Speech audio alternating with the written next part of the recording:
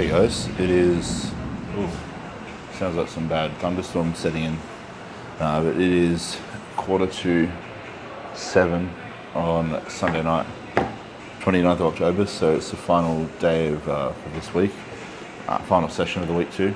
Obviously I rested on Monday, so that means I basically trained from Tuesday through till now. So this will be my sixth and final session of the week, second arm session. But I'll be honest guys, because I want to keep it pretty real, I feel like I've sort of shit today. And a part of it has to do with the health related stuff going on at the moment, the ingrown hair that's turned into a pretty big complication, but the swelling too, and I'm starting to question whether or not the swelling is only caused by this or if there's maybe some other underlying reasons. So I'm going to have to do a couple of other health screening measures this week. I want to get an ultrasound of my legs just to rule out any potential for blood clots. Even though bilateral swelling is very uncommon for blood clots, it's not impossible. And it's something that you don't want to mess around with. I don't want to just assume that I don't have blood clots because a lot of the swelling went down, but not all the swelling when I started the antibiotics. So just to kind of be safe rather than sorry, it's better to be safe than sorry, as I say. I'm going to do an ultrasound. It's just another expense. It's just another, I suppose, thing that I have to do this week, which is a bit of a pain in the ass because there's already quite a lot on my plate. But that's life, guys. If there's anything that I can kind of attest to, it's that when something kind of goes a bit pear-shaped or when shit hits the fan, it's usually several things that hit the fan. And it doesn't all happen at once, it kind of happens bit by bit, and then all of a sudden you're dealing with a handful of things that seem to just not be going your way. And it's easy to kind of self-victimize and say, oh, why me? Oh, poor me, why is this happening? Why of all people, why couldn't it happen to someone who's doing something heinous in the world or whatever? And the reality is life isn't fair. Life doesn't give a shit about you. It doesn't give a shit about your goals or dreams or aspirations. Life is just life and it just happens. But to not get too deep and meaningful, basically, just not in the best place, to be honest. But you get through it. And it's not really anything anyone can help me with, unfortunately. It's just a case of, well, I'm just feeling down because there's a possibility of certain health concerns and I mean, it's just a shitty feeling knowing that you don't necessarily have your best health, but I may not have any issues. It's just a case of I need to go down those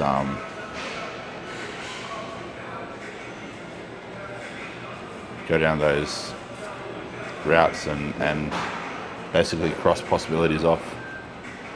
And I'm filling up a bunch of little water bottles here because they're out of big ones. So instead of doing the usual 1.5 litre bottle, I'm just doing 3. I assume it's 600ml bottles. So a little bit more than I normally drink, 1.8 litres instead of 1.5, but yeah, it'll do. And yeah.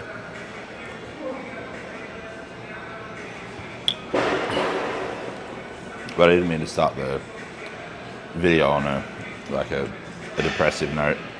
Just a case of I wanted to be transparent with how I'm feeling with you guys, and yeah, if you're experiencing some sort of a lull in life, a down period, that you're definitely not alone, and it's not exclusive to you.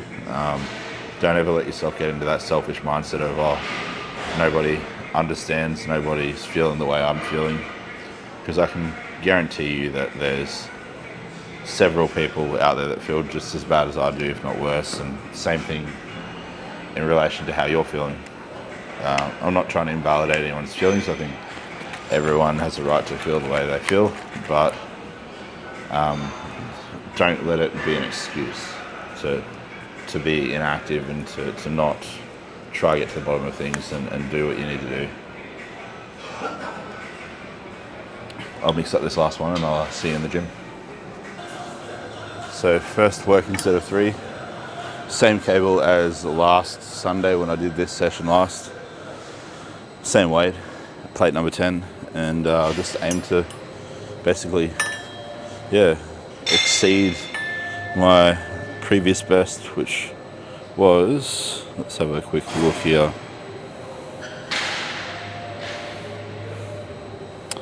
16 reps. So 3 sets of 16 at plate number 10. So if I can do 17 for 3 rep match sets today, I'll be really, really happy. We'll see how it goes.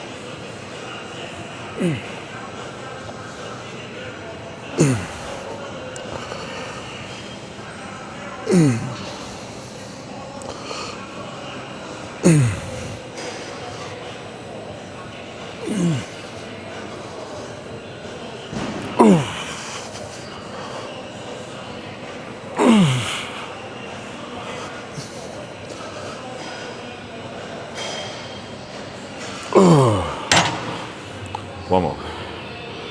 One more rep.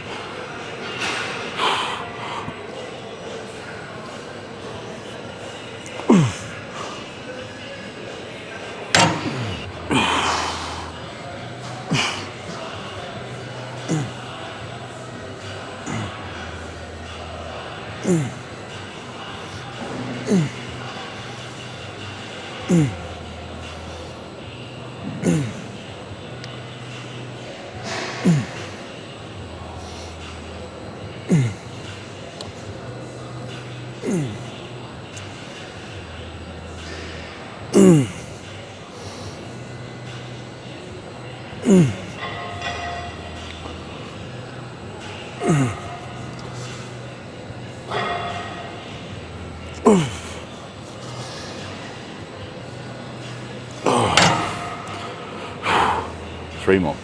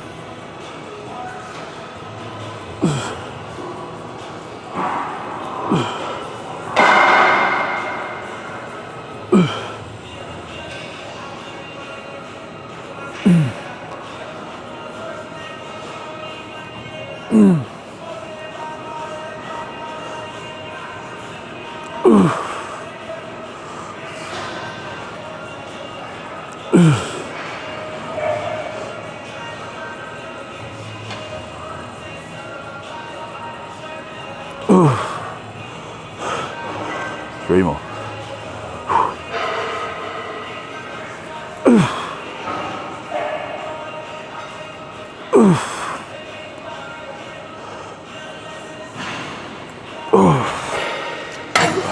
Third and final set of these. Rep match, so I'm going to get the same reps as the first two.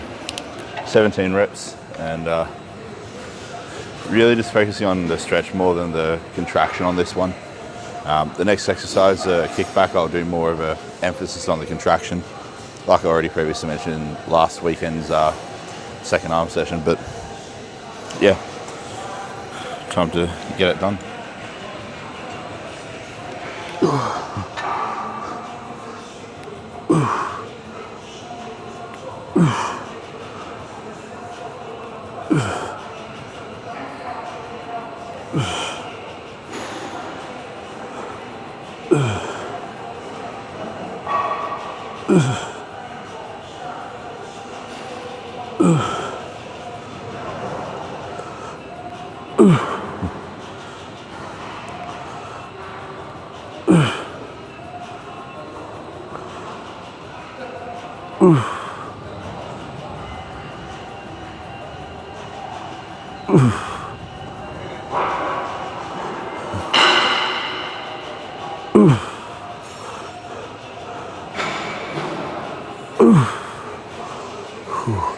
Four more.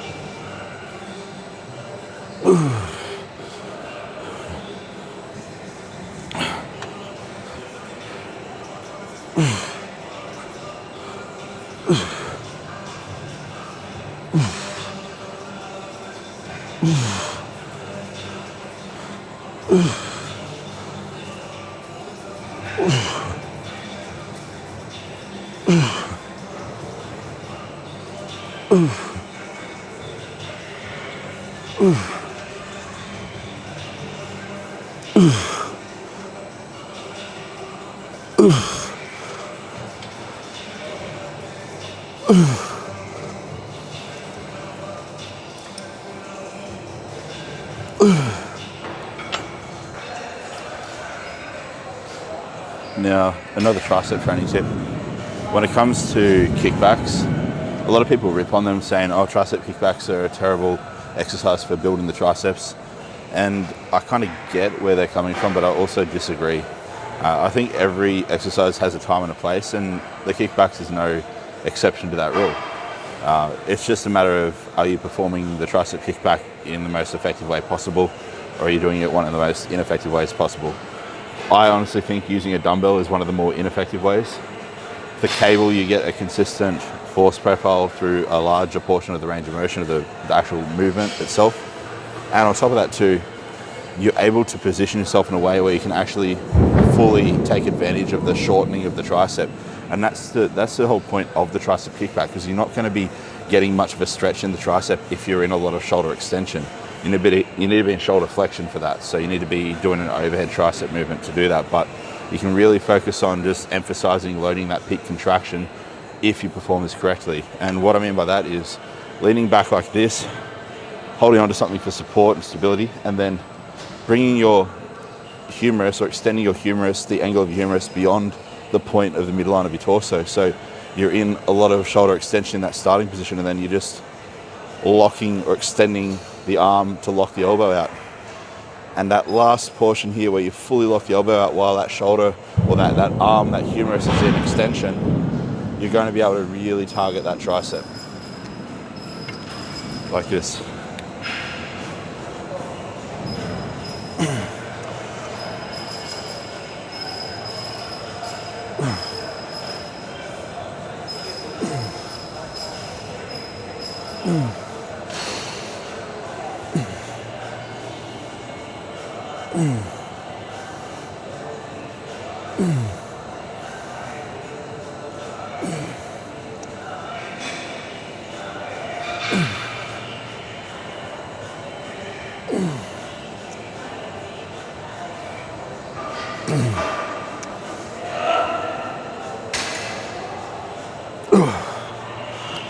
If you do it right, you'll feel almost like a cramping sensation in your tricep at that lockout.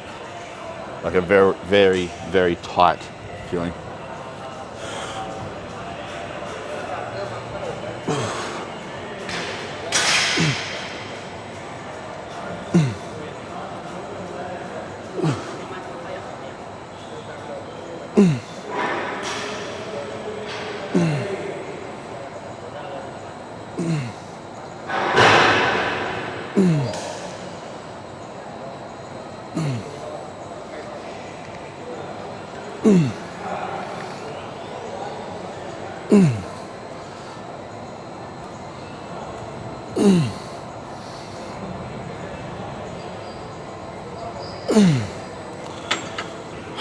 Alright, same weight as last week. I didn't max out the rep range. I got 17 reps for all 3 sets last week at 55, so we'll aim for 18 this week at 55 kilo. Now, preacher curls, they're a great bicep exercise, but they're not an exercise to really overload the bicep in as a lengthened position or a stretch position. So don't worry about spending a lot of time when doing a preacher curl in that bottom end of the range of motion. Like, you definitely want to perform the movement with a full range of motion, but don't think that you're going to get a massive stretch through the biceps doing this movement, because it places more emphasis on the mid range of the bicep and also the shortened range, so not as much on the lengthened. If you want to do that, do a Bayesian curl, like a facing away cable curl essentially, or an incline dumbbell curl. But if you wanted to target more of a mid-range or like the peak contraction of the bicep, do something like this, or do a spider curl or an MTS curl. You get the idea. But I see people all the time kind of like leaning back and trying to make this more like lengthened dominant, like a movement to target the bicep in a lengthened position. But to me, it seems a bit redundant when you've got far more effective exercises out there to achieve that goal. Just perform the movement or the machine how it was intended to be used. That's my opinion on a lot of things. There's always the exception to the rule, but something like this, when you have so many, something like this when you have so many different options and such a large variety of movements to choose from for biceps, different curl variants, where the shoulder is in different degrees of flexion or extension, there's no point to try like MacGyver a preacher into a more stretch dominant bicep exercise.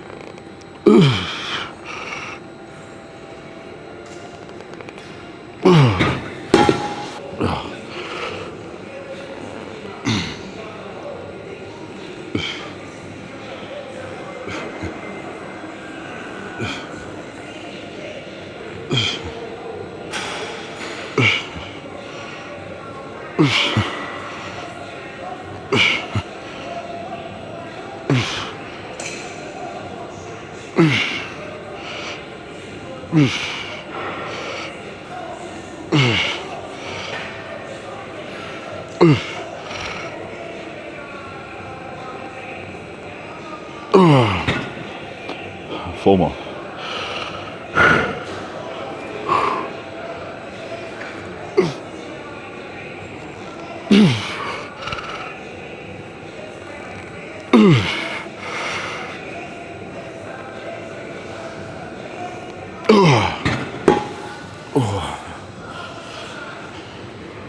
Okay, third and final set, then on to Bayesian curls and cable rope hammer curls to finish off.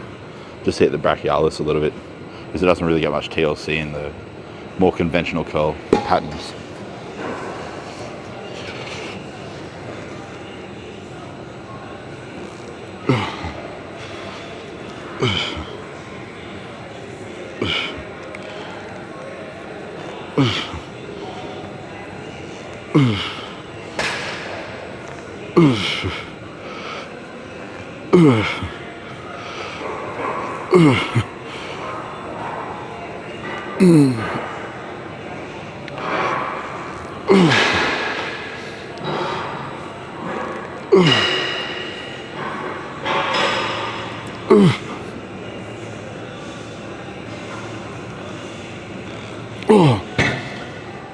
Four more.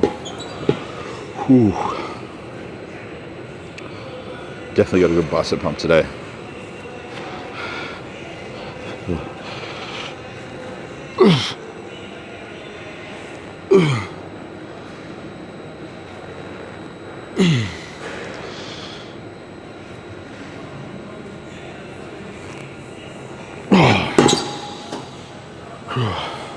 Yeah, same weight as last week.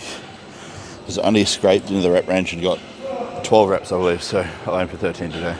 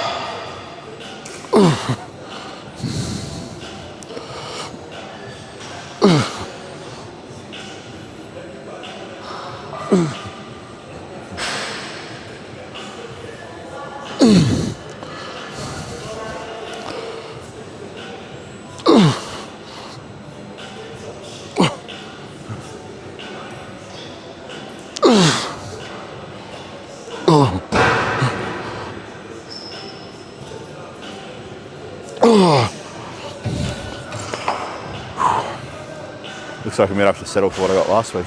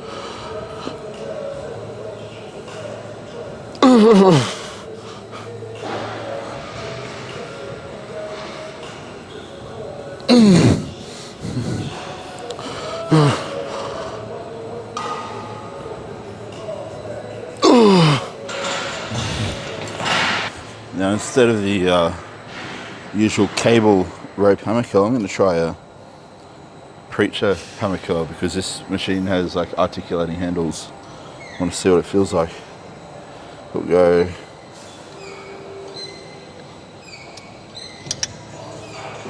27 kilo.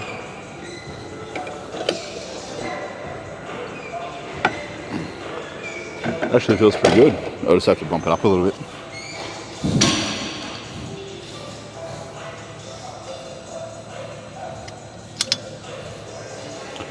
$36 kilo, and just 2 sets of this. Yeah, see how it goes. Feels good.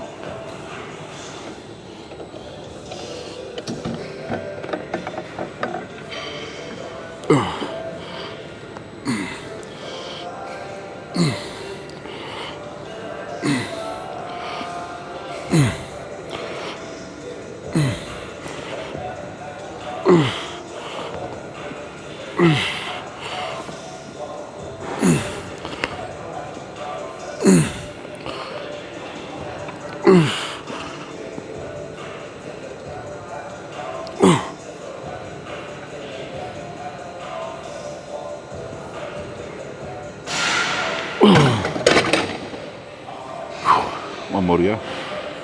Actually, I think I like those. I think I prefer them over the cable, to be honest. So as soon as I have access to this, I'm just going to do it. If I didn't, I'd just do the cable though. Like at the end of the day, it doesn't matter if you don't have a specific machine, just improvise. Or if you have more machines available, experiment a little bit. See if a machine that you normally don't have access to, that you now suddenly have access to at your new training location, is more efficacious or less efficacious than the old approach or the alternative. Because like, I don't have this programmed in my training, but it's still technically a hammer curl. It's just not a cable rope hammer curl. Targets the same muscles in the same action, like I'm loading the same action or function. It's just a machine, so it's more supported. Helps you kind of like isolate the brachialis more because you're limiting any potential momentum that would otherwise occur in your body when standing doing rope cable hammer curls. So yeah.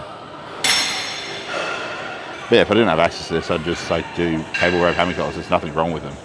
I just have all this fun, cool shit to play with, so I'm making the most of it.